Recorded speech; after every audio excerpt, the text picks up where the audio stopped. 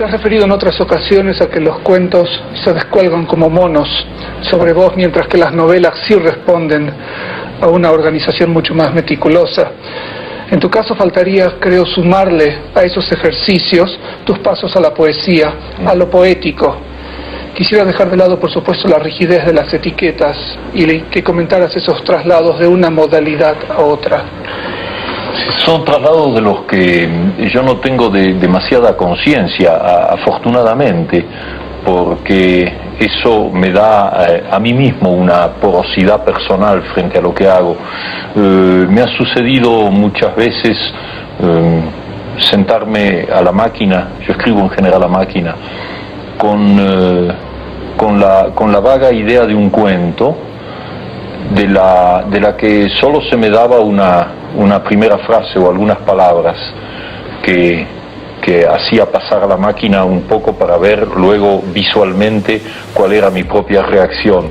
Y en ese momento sentir que lo que acababa de escribir era en realidad el primer verso de un poema. Y entonces haber continuado hasta terminar ese poema. Puede haber sucedido lo contrario también. Me pasó una vez, por lo menos tengo memoria de una vez, de haber visto o sentido muy claramente el comienzo de un poema, que resultó ser el comienzo de un cuento. Esa primera frase se articuló con una segunda y ya era prosa, ya no tenía nada que ver con la poesía. De modo entonces que el salto de un medio al otro no se me da a mí como genérico, ¿no? Eso debe venir un poco tal vez de mi odio a todo lo que es etiquetas o clasificación, y que creo que se ve bien en lo que yo llamo los libros almanaque, en donde se va saltando de textos en prosa a poemas, de ensayos a pequeños relatos y así sucesivamente. Esa noción de juego en la escritura, y cuando yo hablo de juego hablo siempre muy en serio del juego, como hablan los niños, porque para los niños el juego es una cosa muy seria. No hay más que pensar, cuando éramos niños y jugábamos, los que nos parecían triviales eran los grandes, cuando venían a interrumpirnos. Nuestro juego era lo importante, y la literatura es también así. Hablabas de literatura también en términos de apertura, hablaste recién de juego. ¿En qué medida estas conciencias de juegos, estas conciencias de lo que es la apertura de lo que es América Latina, ha contribuido a que la literatura latinoamericana en general, especialmente en los últimos 20, 30 años, llegue a la atención del mundo occidental? Nuestras literaturas habían sido sobre todo literaturas de imitación. Los grandes modelos románticos, por ejemplo, permearon las obras como la Amalia de José Mármol y tantas otras. Pero a partir de los años 50, tal vez para fijar una fecha aproximativa, se empieza a escribir sin rechazar los ejemplos o las influencias europeas, porque no se trata de eso, pero centrando la atención en el contorno, en lo latinoamericano. Y en ese momento las respuestas son muy diferentes, pero todas ellas convergen hacia eso, lo que podríamos llamar la respuesta de Asturias, la respuesta de Carpentier, y luego ya más cerca de nosotros la respuesta de Vargas Llosa, la respuesta de García Márquez. En el fondo es una literatura que se interroga profundamente, aunque no lo haga de manera explícita, sobre esa pregunta que aún no ha sido plenamente contestada. ¿Qué es un latinoamericano? ¿Cuál es la identidad del latinoamericano? Pregunta que tiene muchas modalidades según los países, porque la respuesta mexicana no puede ser la misma que la respuesta argentina. ¿Por qué te parece que no se ha contestado todavía eso? Bueno, yo creo que no se ha contestado en parte porque nuestra nueva literatura, la literatura de los últimos 20 años, es todavía una literatura joven, contrariamente a quienes pecan de demasiado optimistas y piensan ya que América Latina tiene una enorme literatura ya que se proyecta ya hacia el futuro. Yo eso no lo creo. Yo creo que en estos últimos 20 años se ha adelantado mucho, se ha hecho un gran camino y se han sentado un poco los bases, ha habido una especie de literatura de fundación en muchos planos, pero que de alguna manera todo está todavía por hacerse. Y entonces la búsqueda de los problemas de identidad debe ser, me imagino, un proceso muy lento, un proceso muy penoso, en el que las respuestas y las dudas son múltiples. La literatura europea ha tenido miles de años para contestar a eso. Desde luego, cuando tengo la mala idea de escuchar estas cintas que a veces grabo en mi casa para oír cómo suena lo que escribo, me doy cuenta de que mi pronunciación del español consternaría a cualquier foniatra. Nunca me olvidaré que cuando vine a París en el año 51, me ganaba la vida como speaker de las actualités françaises, hasta que un día llegó en español se entiende, hasta que un día llegó una carta del concesionario de México diciendo que si no dejaban inmediatamente en la calle a ese speaker, ellos se borraban de las actualidades, con lo cual perdí mi primera y bastante necesaria fuente de recursos de ese momento. La culpa la tuvo, además de mi mala pronunciación, el ingeniero de sonido, porque yo tenía que describir un match de box y me pidió que lo hiciera con gran entusiasmo, como si estuviera en el ringside. Y claro, mi juego me llamaron, el box para mí, ya se sabe. Y entonces me entusiasmé de tal manera viendo las imágenes que el resultado fue que en México no entendieron una palabra y supongo que en la Argentina muy poco, y eso me costó el empleo. En fin, para volver a los textos, aquí hay uno inédito. Se llama Me caigo y me levanto. Nadie puede dudar de que las cosas recaen. Un señor se enferma y de golpe un miércoles recae. Un lápiz en la mesa recae seguido. Las mujeres, ¿cómo recaen? Teóricamente a nada o a nadie se le ocurriría recaer, pero lo mismo está sujeto, sobre todo porque recae sin conciencia, recae como si nunca antes. Un jazmín, para dar un ejemplo perfumado. A esa blancura, ¿de dónde le viene su penosa amistad con el amarillo? El mero permanecer ya es recaída, el jazmín entonces. Y no hablemos de las palabras, esas recayentes deplorables, ni de los buñuelos fríos que son la recaída clavada. Contra lo que pasa, se impone pacientemente la rehabilitación. En lo más recaído hay siempre algo que pugna por rehabilitarse, en el hongo pisoteado, en el reloj sin cuerda, en los poemas de Pérez, en Pérez. Todo recayente tiene ya en sí a un rehabilitante, pero el problema, para nosotros los que pensamos nuestra vida, es confuso y casi infinito. Un caracol segrega y una nube aspira.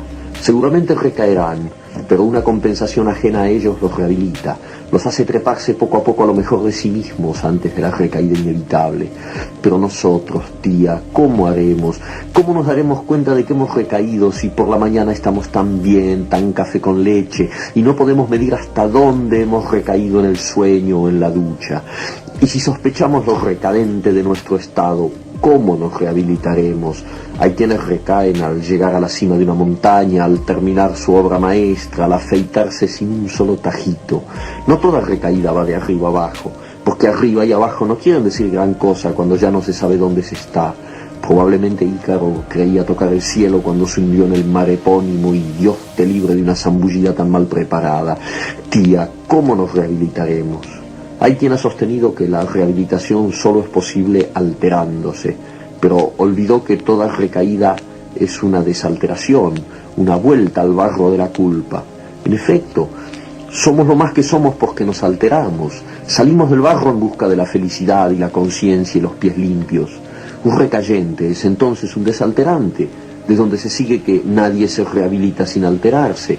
Pretender la rehabilitación alterándose es una triste redundancia. Nuestra condición es la recaída y la desalteración, y a mí me parece que un recayente debería rehabilitarse de otra manera, que por lo demás ignoro. No solamente ignoro eso, sino que jamás he sabido en qué momento mi tía o yo recaemos. ¿Cómo rehabilitarnos entonces, si a lo mejor no hemos decaído todavía, y la rehabilitación nos encuentra ya rehabilitados? Tía, ¿no será esa la respuesta ahora que lo pienso? Hagamos una cosa. Usted se rehabilita y yo la observo. Varios días seguidos. Digamos, una rehabilitación continua. Usted está todo el tiempo rehabilitándose y yo lo observo. O al revés, si prefiere. Pero a mí me gustaría que empezara usted, porque soy modesto y buen observador.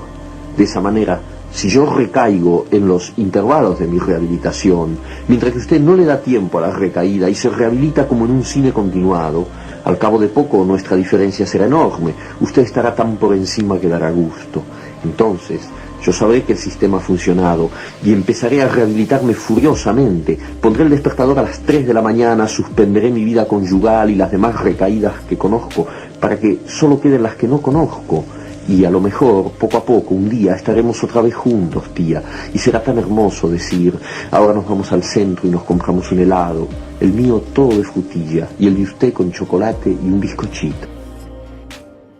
Quand je pouvais me promener à Buenos Aires, et chaque fois que je me promène ici à Paris, seul, surtout la nuit, je sais très bien que je ne suis pas le même qui, pendant la journée, mène une vie ordinaire et normale.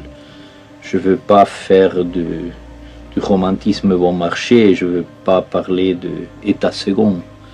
Mais il est évident que ce fait de se mettre à marcher dans une ville comme Paris ou Buenos Aires, la nuit, cet état ambulatoire, où à un moment donné on cesse d'appartenir au monde ordinaire, me situe par rapport à la ville et situe la ville par rapport à moi dans une relation que les surréalistes aimaient à appeler privilégiée. C'est-à-dire qu'à ce moment-là, il se produit vraiment le passage, le pont, les osmoses, les signes, les découvertes.